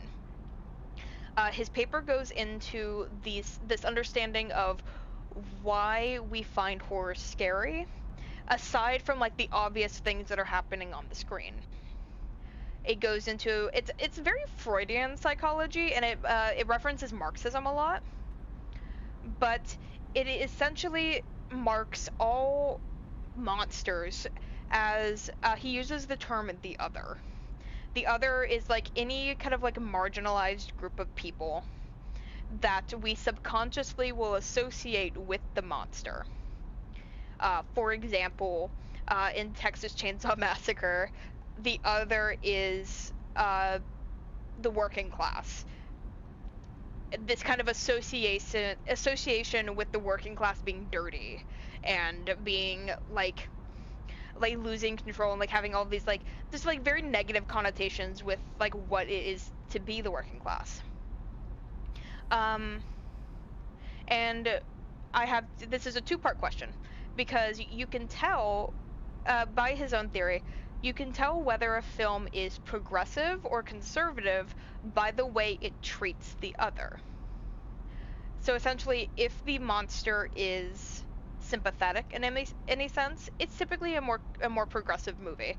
Robin Wood quoted Texas Chainsaw Massacre as a progressive film because among everybody else, the family of cannibals also has no control of their situation. They are also a victim of the work cuts of the 70s.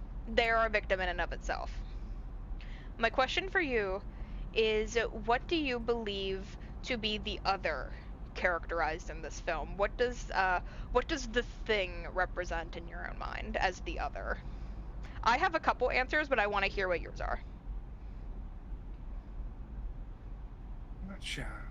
So, I think considering, and I've said it a bunch. I try to consider things within their frame, both when it comes to the production of the movie and the time that it was made, and the way that people in that time would have been thinking when they decided whether it was a good movie or not, as well as like how the thing thought in the frame of its particular type at the time.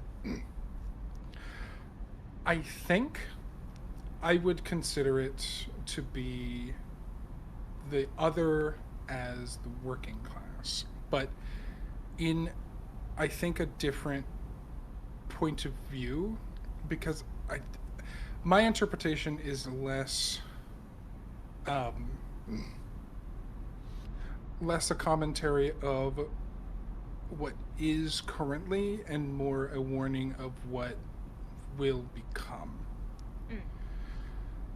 And 100%, if I'm off track with Robin Wood's theory on this, please let me know. But I'm thinking this movie came out very fresh into Reagan's administration, right as a bunch of new economic policies are being discussed, passed, written, and all of which are targeted very much at the working class. Mm-hmm. Presented in a very flowery and beautiful language, and it makes it seem very beneficial. But I think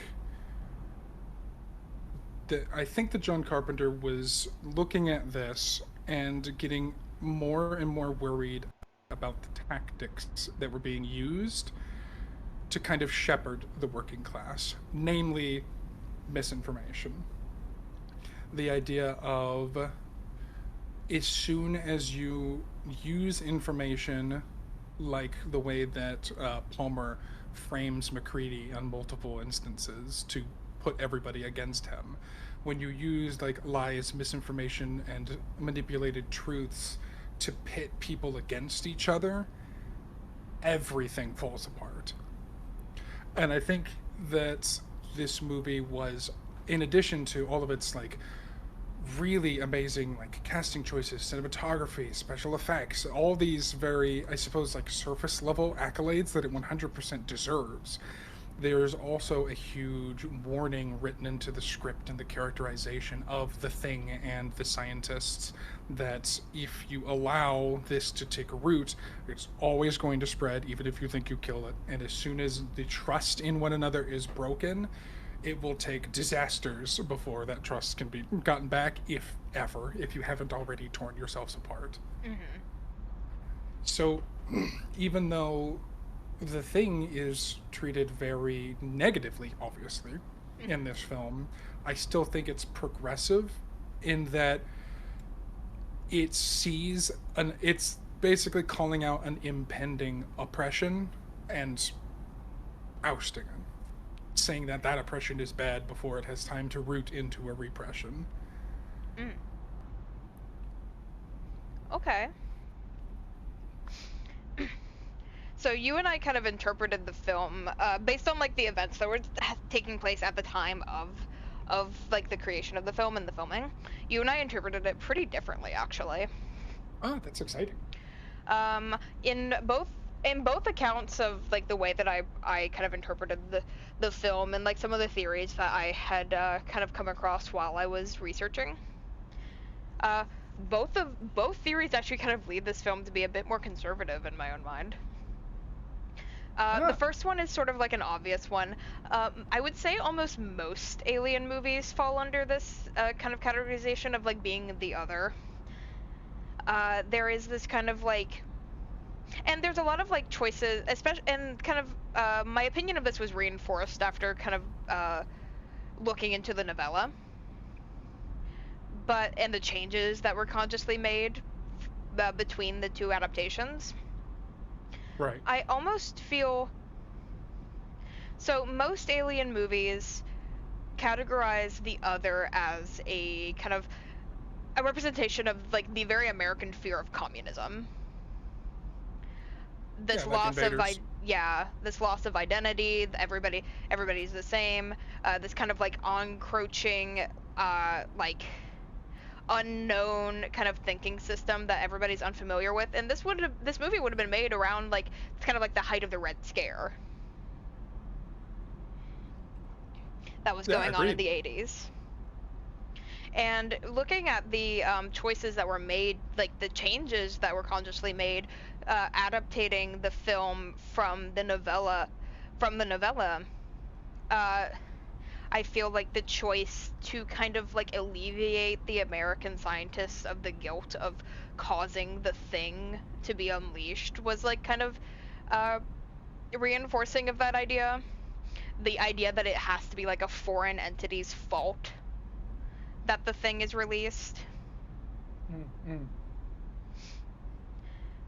And just also like the constant like bickering and searching and investigation of each other was also very indicative of like behaviors that were exhibited during the Red Scare.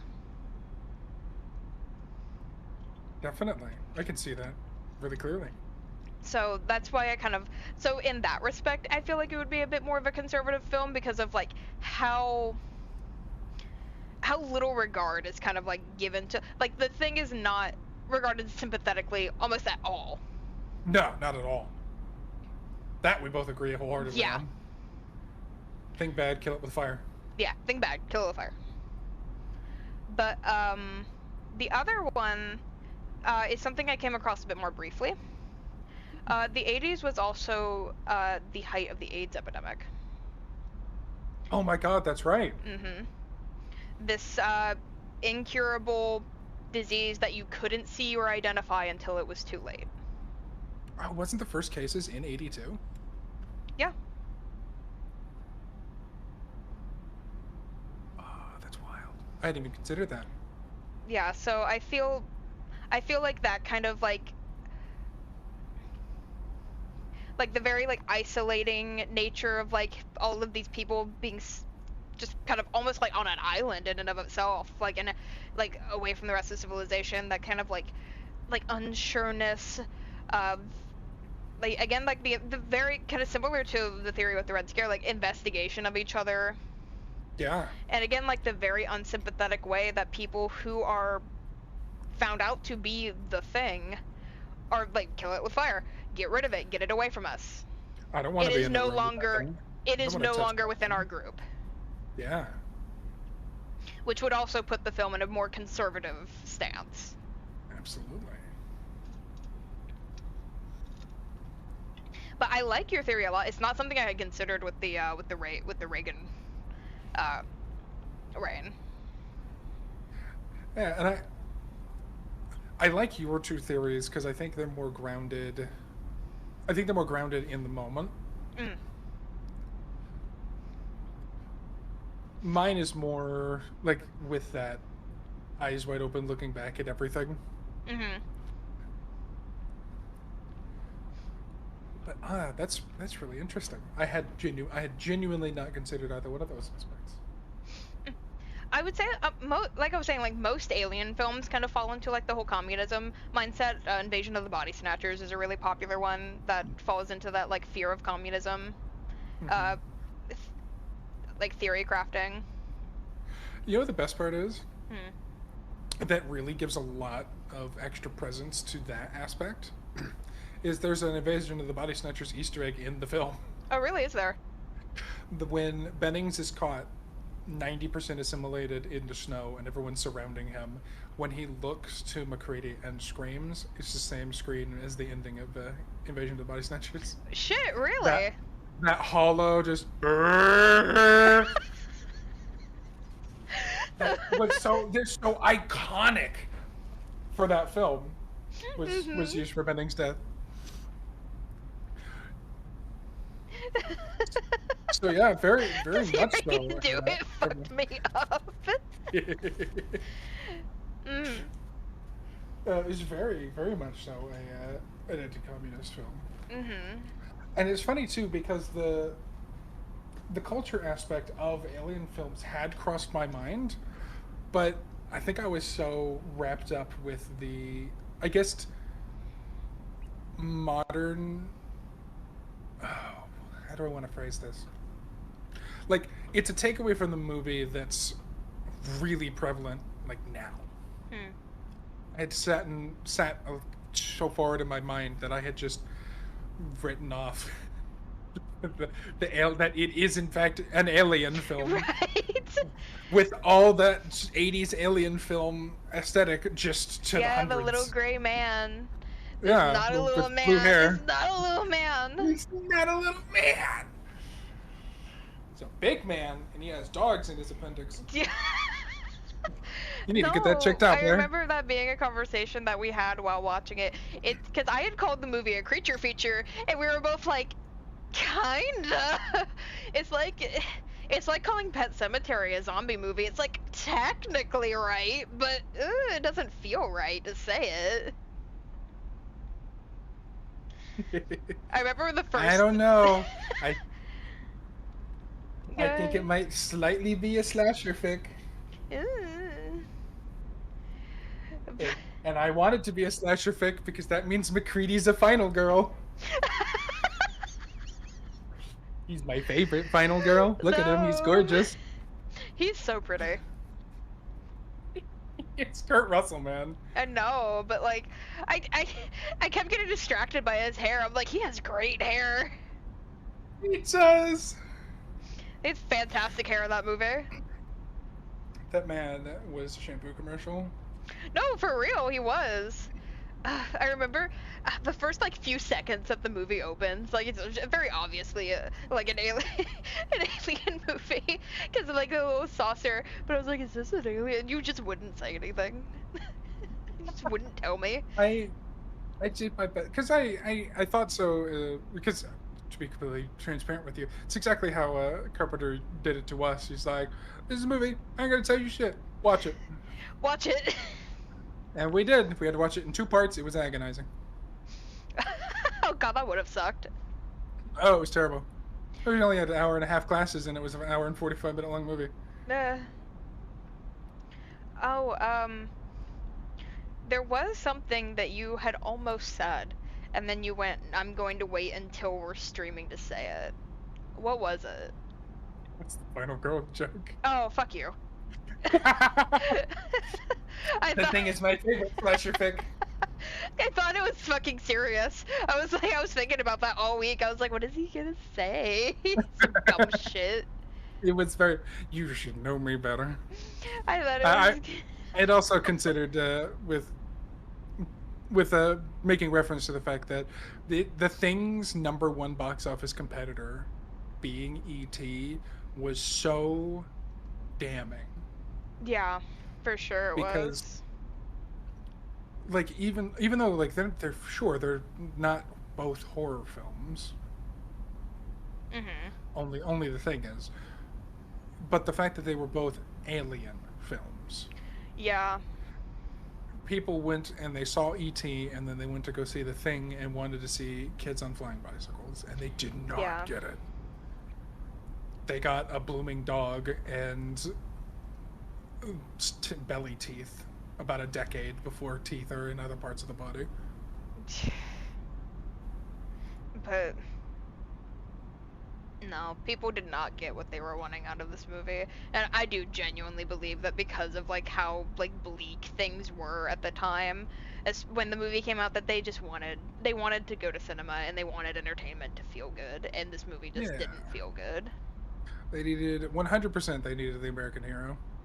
Yeah, this movie just did not, because none of the like they're all like they're very realistic. Again, I keep coming back to that, but like none of Yeah. them are particularly noble or selfless. No, even the kindest, like softest character in the film, Clark. Yeah. He goes out in a fit of violence trying to kill McCready off of a suspicion. Yeah. Which more power to your Red Scare theory is exactly how people behaved. Mhm. It was very much so a your neighbor's your neighbor until they put up a flag, and then they're a target. Yeah. Yeah, people just like they just did not they just didn't get it. It wasn't what they wanted. And I don't necessarily feel like it was particularly what people needed at the time either. No, not at all. I do feel like this movie would have done phenomenal if it came out today. But it like you were saying, it was just ahead of its time. Mm-hmm. And it really sucks because John Carpenter didn't even want to fucking do this. He got handed this movie by the studio. He didn't like. It wasn't his idea to do this movie. Nope. Just got it handed to him. He made it its own, though. No, for sure he did.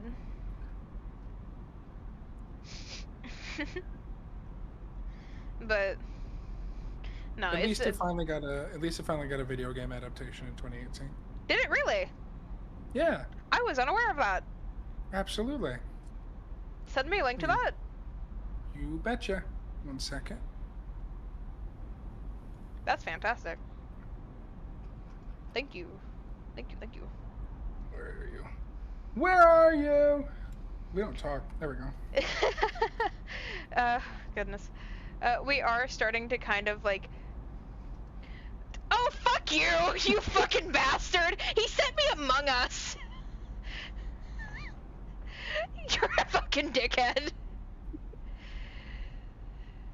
I'm ending stream. I'm out of questions for you.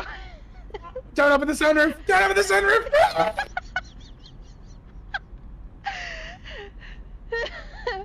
Do you have any last words before I open the window and throw your ass out into the cold?